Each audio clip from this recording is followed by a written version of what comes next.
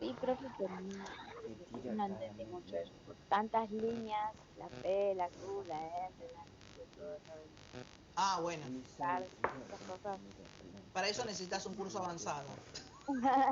Pero sí, sí, estuve Porque llegando. a mí me cuestan entenderlas todavía, ¿no? Nunca llegué a esa parte. Pero sí saber qué es la presión o la tensión arterial. Estiran atrás el cachete y Saben qué es la tensión arterial, hacen así. que tiene que ver con este mecanismo, ¿sí? Estamos siempre en lo mismo. Hasta ahora vimos cómo funcionaba. Ahora, ¿cómo nos damos cuenta si funciona bien o no? Se mostró, pero no sé. ¿Cómo podemos saber? Ah, y nos falta determinar otra cosa. ¿Cómo se llama el movimiento de llenado y de vaciado? Sístole, diástole. Muy bien, ¿cuál es cuál? Diástole, relajación. ¿Y qué sería la relajación? Cuando la sangre pasa al otro, se relaja. ¿Cómo? Cuando la sangre pasa al otro, al ventrículo. No, decime si es llenado o vaciado, no me... Vaciado. Diástole, vaciado y sístole, llenado. No dijo él. Hay de no sé quién. A ver, ¿están todos de acuerdo? ¿O qué vaciamos y qué llenamos? El sístole es la contracción cardíaca y el diástole es el llenado de sangre. Bien, ahí me gustó un poquito más, así lo entendemos un poquito más. Esa definición me gustó más. Entonces, la diástole, cuando habla de relajación, es cuando se empieza a llenar el corazón, que emite esa presión, emite como un ruido o hace, ¿sí? un algo, genera algo. Ahora después vamos a ver qué. Y la contracción es cuando envía la sangre hacia el organismo. ¿Sí? Es la contracción. Eso también se escucha. Lo que se escucha es el movimiento de contracción. Cuando ustedes escuchan el corazón, ¿sí? ¿Es así o no? Ángela me dice que no. No, digo que Enzo quiere hablar y se escucha raro su micrófono. Ah, ok. Ahí está. Bueno, a ver, Enzo, ¿qué querías decir? No, que disculpe, pero se cortó justo para mí, ¿no? Donde dijo que era el diástole. O sea, primero el sístole sí, que era la contracción cardíaca. La diástole es cuando el corazón se empieza a llenar de sangre, o sea, cuando la sangre vuelve. Esa es la diástole. Entonces, profe, la sístole es el primer ruido y la diástole es el segundo ruido. El más fuerte es cuando eyecta, cuando manda la sangre para abajo. Y si ustedes lo piensan, hay más músculo, ¿sí? Puede generar más ruido. Y es lo que ustedes escuchan. Cuando escuchan los latidos del corazón, ¿sí? Escuchan eso. Y hay un lugar donde se escucha. ¿Se acuerdan la disposición del corazón? Que teníamos que el ventrículo derecho estaba anterior, ¿no? En la visión anterior, y que de la visión lateral teníamos el ventrículo izquierdo. Entonces, hay una zona donde se escucha el corazón que es entre medio de las costillas, a la altura más o menos de la tetilla, ¿sí? O de la mama de la mujer y la tetilla del hombre. Si usted, La punta. ese es el choque de punta que se llama, que es la puntita del ventrículo izquierdo. ¿Sí? Ahí lo estoy sintiendo yo. Espero que tenga justo la postura de la Aparte se ve cómo se mueve un poquito ahí. Bueno, sí, depende. Si sos gordito o no. Gordita no. Bueno, pero si pones el estetoscopio, tal vez si estás con con pulsaciones más de 100, puede ser que se vea. Pero si tenés menos, por ahí no se percibe tanto. Pero si ponen el estetoscopio a esta altura, ven, me falta cuádriceps. A ver ahí, más o menos a esta altura, ¿sí? Es el choque de punta y ahí escuchan al ventrículo izquierdo en su contracción. ponen el estetoscopio y se escucha. Mira, tiene A veces es palpable, como dice Ezequiel, y a veces se ve. Pero bueno, las mujeres generalmente no, porque siempre tenemos un poquito de grasa que acompaña. Hay que hacer mucho cerrato para que... Durante el embarazo, como tenemos todo más arriba, de Ajá. repente es como de más arriba. Me estaba tocando del otro lado, mi marido me dice del otro lado, mi corazón. Era así, y está todo más arriba. Yo sentía acá arriba. Sí, sentí que te palpita acá, justamente. Arriba, por el- Ujú. la cantidad. Bueno, y otra cosa que pasa, por ejemplo, cuando hay inflamación del tejido del esófago, o cuando uno comió, no sé si les ha pasado, tomó hasta acá arriba de comida, ¿no? Y hasta que sienten, parece que el corazón les va a explotar, ¿no? Como que tienen más percepción del corazón. Eso es porque van subiendo y aumenta la presión y por contacto, ¿sí? El corazón es más perceptible en su movimiento, en sus latidos y demás. Nada más que por eso. Cuando hacen bien la digestión y se van a dormir, qué sé yo, al otro día vuelve toda la normalidad. Pero cuando hay problemas esofágicos, o a veces con problemas bacterianos severos que inflaman todo el sistema digestivo, también suele pasar que cuando comen, después de comer, en el postprandial, empiezan a tener todo este proceso de inflamación, empiezan a sentir taquicardia, ¿no? Palpitaciones, se parece que me va a explotar el corazón, y es porque, bueno, está todo inflamado, entonces se hace todo más perceptible. Bien, hasta ahí vamos. ¿Qué más nos queda?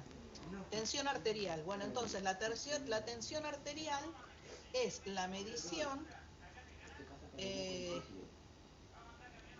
de estos dos movimientos, ¿sí? De la sístole y la diástole, que como es líquido, pasando por un contenedor, corazón y vasos, ¿sí?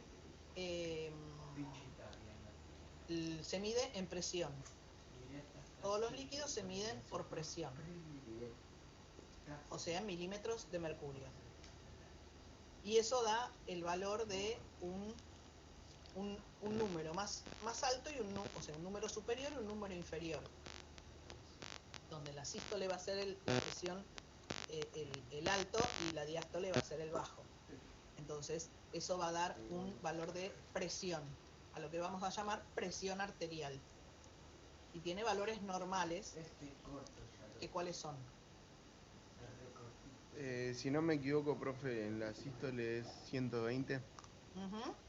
Y en la diástole 80, la normal. Sí, más o menos esa es la presión normal, pero puede haber variantes.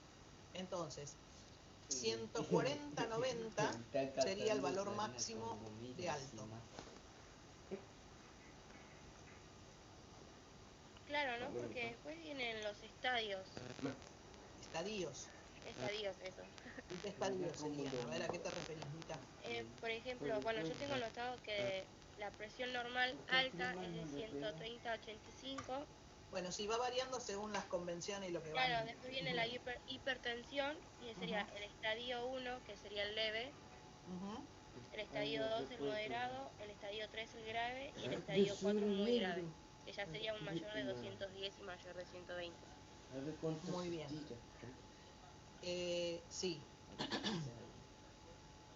Eso es cuando estamos evaluando el grado de hipertensión, cuando ya estamos en que el corazón está latiendo y está haciendo mucha fuerza más que latir, ¿no? Porque está la presión arterial tiene que ver con la fuerza que hace para empujar la sangre, ¿sí? Para mandar, para los requerimientos de oxígeno, ¿sí? Que necesita ese organismo.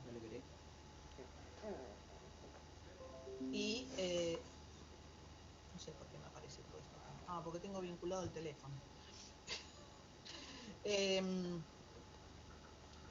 qué estábamos? Y la presión tiene que ver con eso. Si es muy alta, entonces quiere decir que el corazón está haciendo mucho esfuerzo para poder cumplir con los requerimientos necesarios para el organismo, ¿sí? Algo está pasando con ese corazón, que tiene que hacer mucha fuerza. ¿sí? Puede ser que, puede ser no, también se da cuando, o sea, eso es cuando, digamos, se expulsa y hace fuerza contra las paredes de las arterias, pero si después, con la presión mínima, tarda, digamos, en descender, también se puede considerar como hipertensión. Sí, sí, cualquiera de los dos. Entonces, digamos que cuando estamos frente a un paciente que por cualquier motivo está internado en un hospital, lo que vamos a tener en cuenta, y principalmente en terapia intensiva, ¿sí? Lo que se tiene en cuenta es la presión media. La presión media es el promedio entre la sístole y la diástole. Y esa tiene que mantenerse más o menos en un valor de 100. No puede aumentar. Entonces, a veces, como está el paciente controlado y lo estamos monitoreando todo el tiempo, es más fácil manejarse con la presión media. ¿Por qué digo esto? Ya no importa si tengo 721, ¿sí? Siempre y cuando la presión, o sea, 70-21, ¿sí? Por eso es 100. Se mide por 3 decimales, ¿sí? De 40, no sé cómo decirlo, pero no es 4-7, sino que es 40-70, por ejemplo, ¿sí? Por eso ya es muy baja. Entonces esa también hay que regularla, porque si no puede entrar en un paro cardíaco. Donde la baja presión se llama no, estoy haciendo... ¿Hipotensión, profe? Hipotensión, estaba haciendo lío con otra cosa.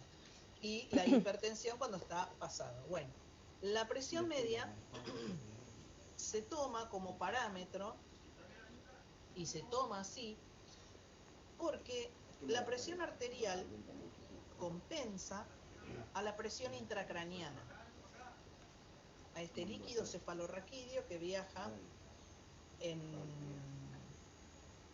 por el cerebro, ¿sí?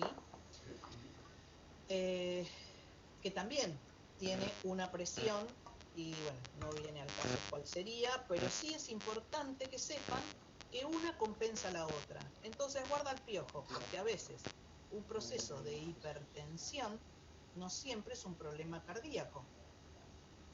Hay que descartar que no sea un problema de hipertensión craneal o encefálica, que no sea un proceso de ACV, de accidente cerebrovascular, y que el problema está en el cerebro y no en el corazón, ¿sí?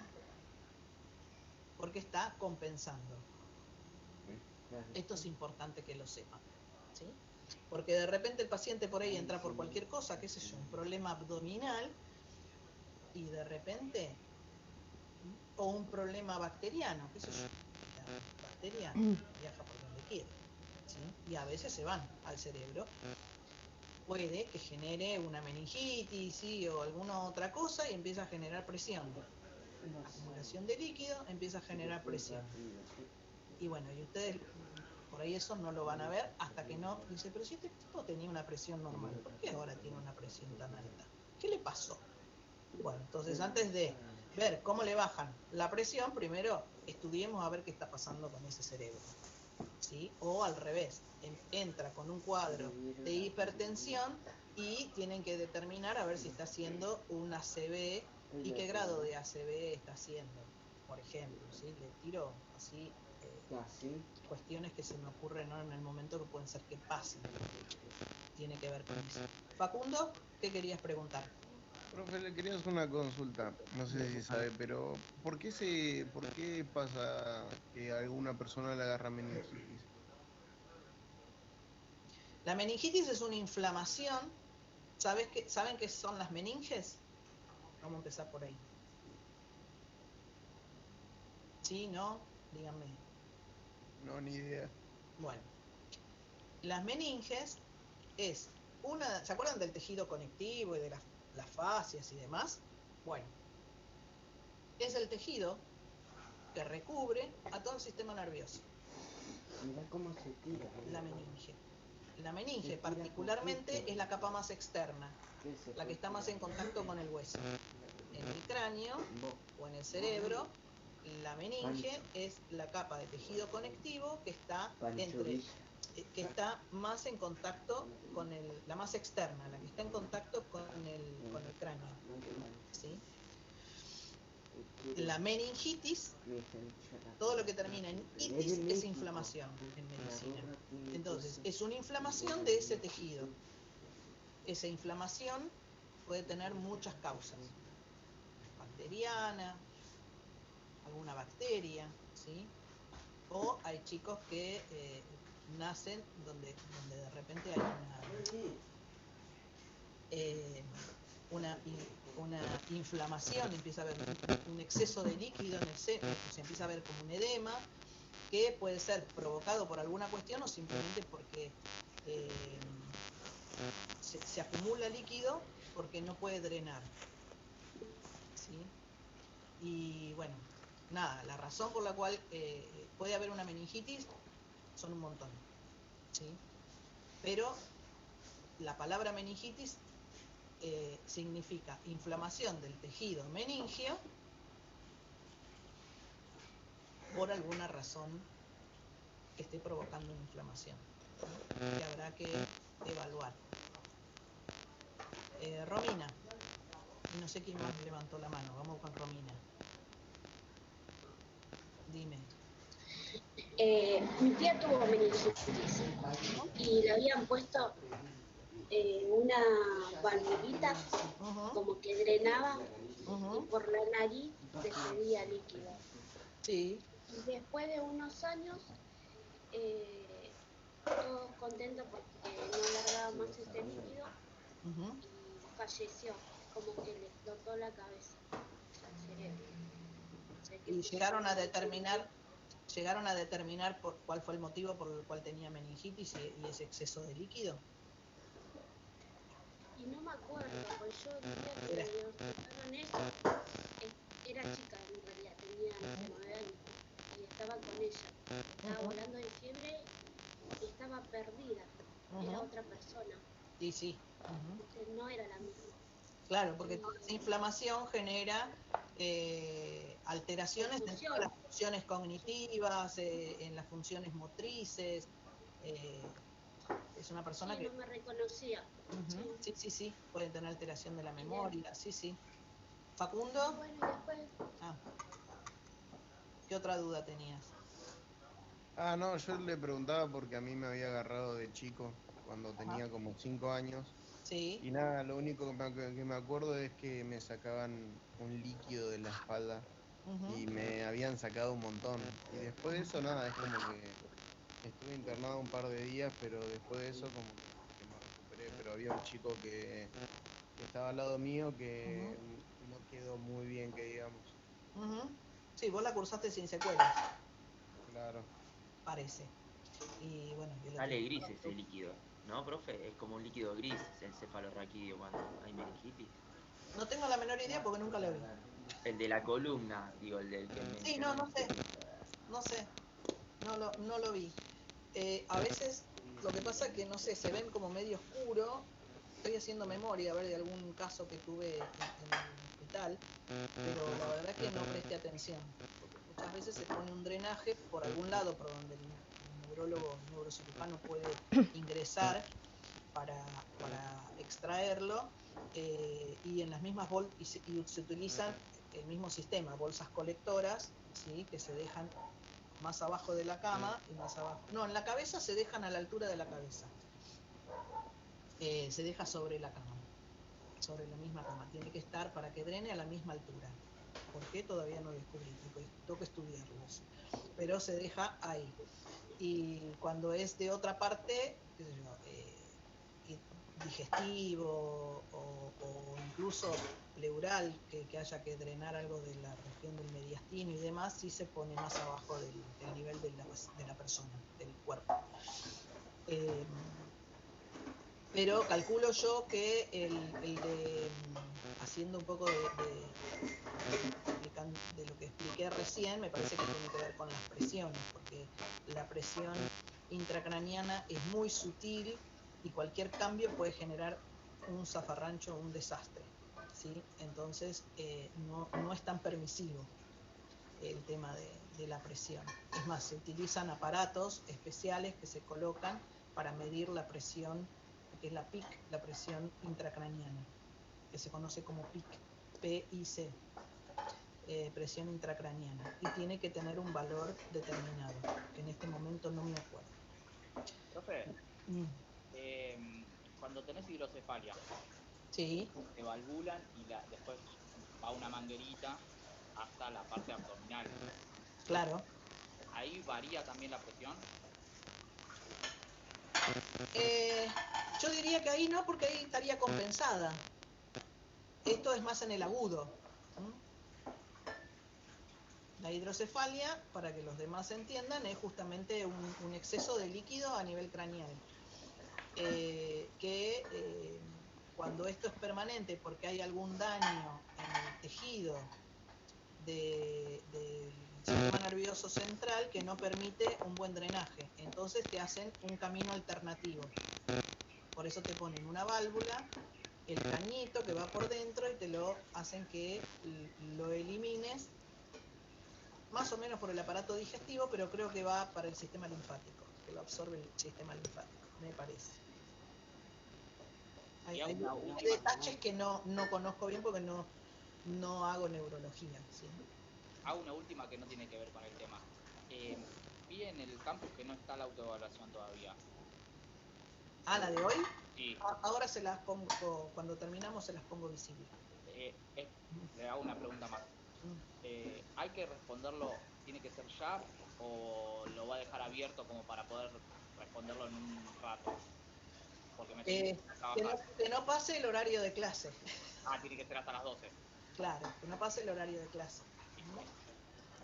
Porque si no... Iba a preguntarlo. Yo sé que vos estás, ¿sí? A los que más o menos veo, están, pero... Recién me entero. ¿Recién te enteraste? Yo hice el otro cuestionario, pero no sabía que había unos que se habilitaban en horario de clase. El de horario de clase es el que te computa el presentismo. Ay, no hice ninguno entonces. Y porque capaz que no estabas antes, ¿o sí? No, sí, yo estaba. empecé recién el Como lunes no hacía la pasado. materia, bueno, entonces empecé a hacerlo porque a partir de hoy sí yo computo. En realidad a partir de la clase ¿Están habilitados? Ahora lo habilito cuando termine. Bueno, si no hay ninguna otra cuestión y pregunta, vamos dando por finalizada la clase, y lo que queda por ver, frecuencia cardíaca, tensión arterial vimos. Lo que quiero ver es que vean los pulsos, porque eso sí me interesa, porque es algo de todos los días en cualquiera de las 3 áreas. Todo salud comunitaria debe saber tomar la presión. Vamos a chequear eso.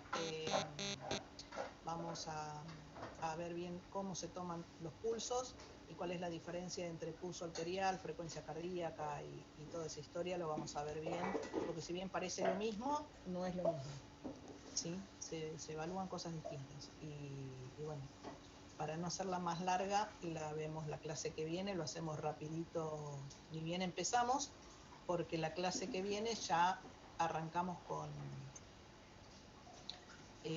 ¿cómo se llama? Con urinario. Sistema urinario. Bueno, lo que no leí es por dónde empezamos, pero bueno, vamos a arrancar por donde empiece el que vamos a aprender, si es por la funcionalidad o por la anatomía. A mí me gusta siempre arrancar por la anatomía, pero no me acuerdo cómo está. A ver, ahí estoy habilitando el... Si tienen alguna otra pregunta, hagan, y si no, mostrar. Ahí les puse... esperen que está lento esto. Ahí está. Ahora ya lo van a poder ver. El cuestionario. Dice clase 5, fecha de hoy, sistema circulatorio. Ahí se los habilité. Bueno, profe, muchas gracias. Hasta el Bueno, viernes. nos vemos entonces Chao, el viernes profe, que nos viene. vemos. Muchas gracias. Tenga buen fin de... Igualmente. Buen fin de profe.